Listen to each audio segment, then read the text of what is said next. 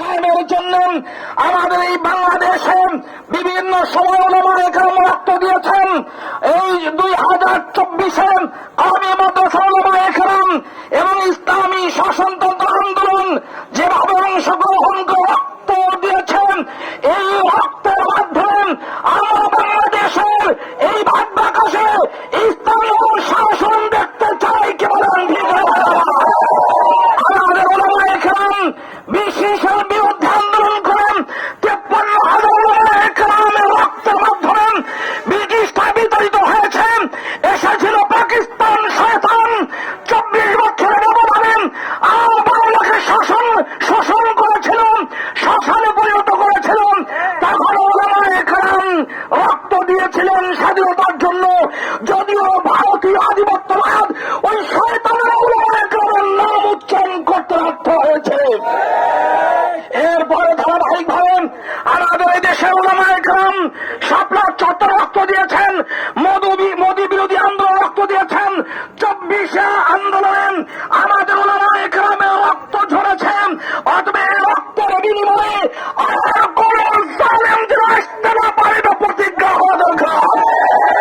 অতীতে যেই শাসনের মাধ্যমে, যেই পদ্ধতির মাধ্যমে আমাদের দেশে ফিরাউনিয়াত কায়েম হয়েছে, লেডি ফিরাউন এসেছে, ফ্যাসিস্ট সরকার চেপে বসেছিল, আমার দেশের সকল সম্পদ বিদেশে পাচার করেছেন। 80-র দশকে মোদীর ভারত থেকে এসে শোষণ করে আবার মোদীর করে গিয়েছে। এইরকম ফিরাউন আমরা বাংলাদেশে দেখতে চাই না। অতএব নতুন ভাবে যদি আমাদের বাংলাদেশ সাজাতে চাই, দুর্নীতি মুক্ত, শোষণ মুক্ত এবং সুন্দর ইনসাফপূর্ণ সমাজ কায়েম করতে চাই, এই জন্য ইসলামী আন্দোলন যেই পদক্ষেপ গ্রহণ করেন, এই পদক্ষেপ আমাদের জান মাল রক্ত দিয়ে বাস্তবায়ন করবার জন্য কারা কারা তৈরি হয়েছে।